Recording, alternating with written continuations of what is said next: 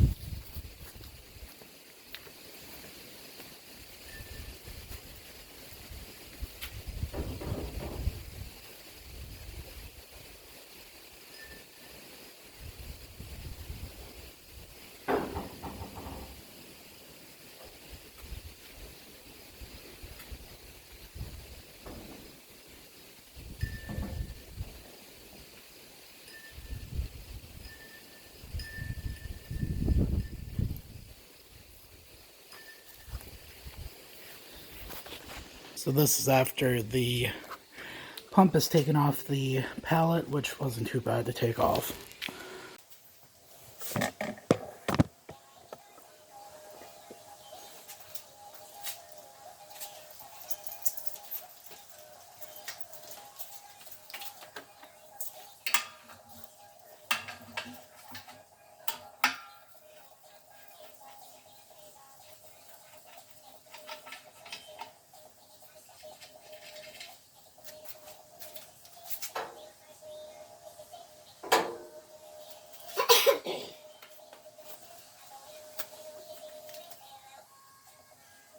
just plugging up this hole so no dirt or anything falls into it.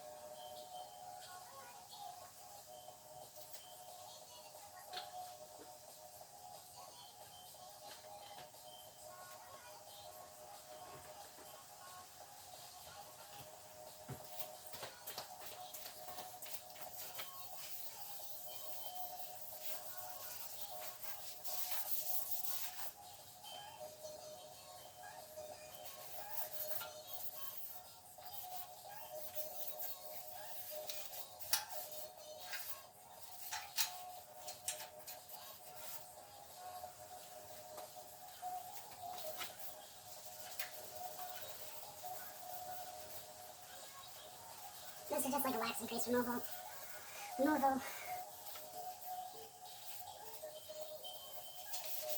make it a little bit more clean.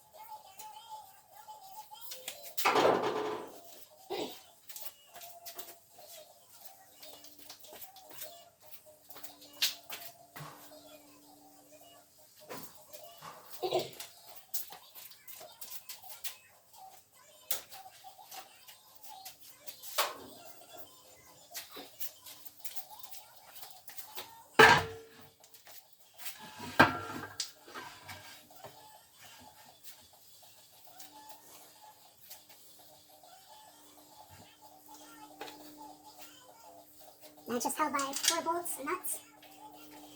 So it's pretty easy to replace if you ever have a problem like this.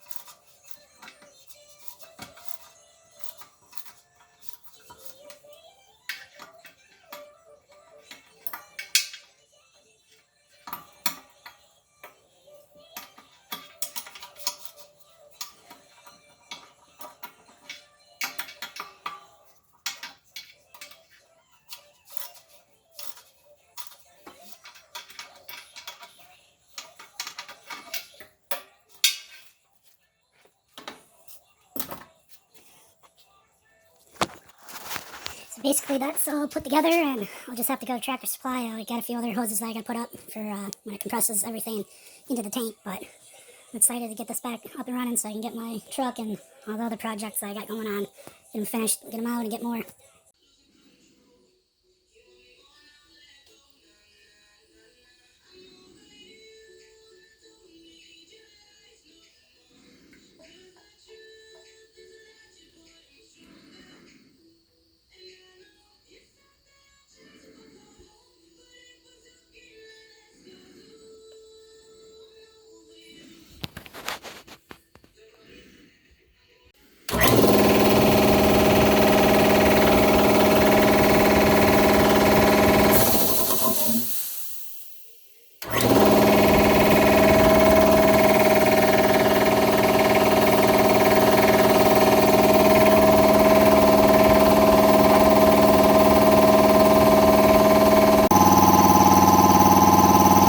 Be setting the new pressure setting on my compressor.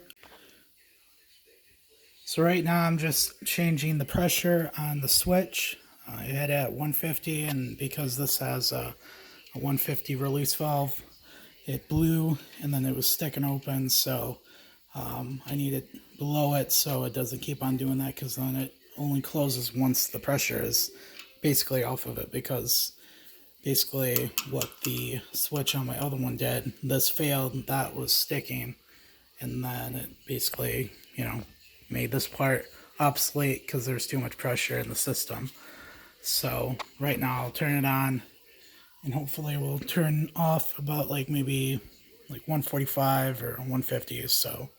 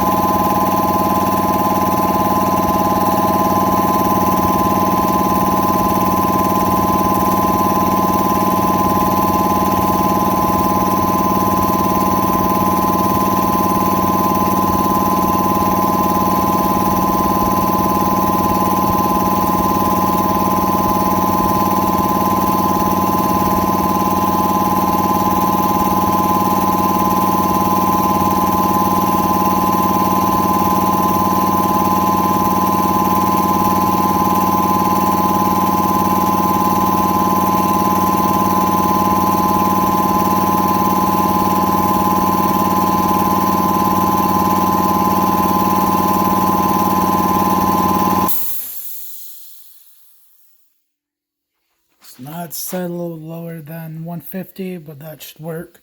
And then if this ever gets over somehow from the switch failing, then this is going to blow off, and make sure that it's not going to screw this up again.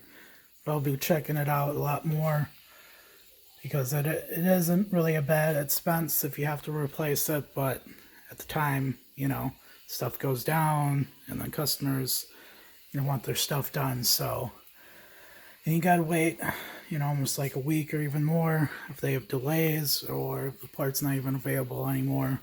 So sometimes you have to figure out if you're gonna redo it a different way or put a bigger pump on it. But some of these, you know, you gotta be careful, because it's only rated at a certain PSI or SCFM, so you can't really go over that. I mean, you can have something that's bigger, but you know, everything matches everything once you get it. So I'll have more updates. So basically, this is installed and everything is working well. I don't have to worry about anything blowing up.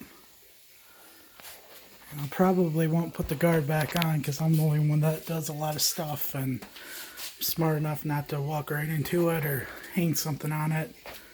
Right now it's at 100 psi, and before with my older one, wouldn't even get up to 30. So it's pretty much toast, and you can see all the stuff in there. I mean, for 8 years, it did what it was supposed to be doing. Now that this is all brand new, it's basically all new. And these tanks, you know, unless you dent it up or something happens, that you would have to replace that. But these things, you know, like the pumps or the motors or even like the switches will go bad, and you just have to change them out from time to time. A lot of it can be humidity, where things just start wearing down and you have to replace it. So hopefully I'll have more videos that I'll be posting of fixing things and repairing, and soon I'll have pictures of this done, and also videos, because I'll be hydro dipping the emblems again, since that was almost like 8 or 9 years, and it did have the wear and tear on it because we're in Michigan. So I'll be posting that, and I have a lot of work to be doing. I gotta change the cab corners and then both sides for the outer rockers. The inners seem to be okay. This truck is just gonna be like a show truck, but we're not gonna be dumping a lot of money into it. So it's already from like 2010, so it's already becoming an older truck. So that's the truck that I painted before, so I'll be repainting some pieces on that too. I'll be making more updates on progress that I'm doing.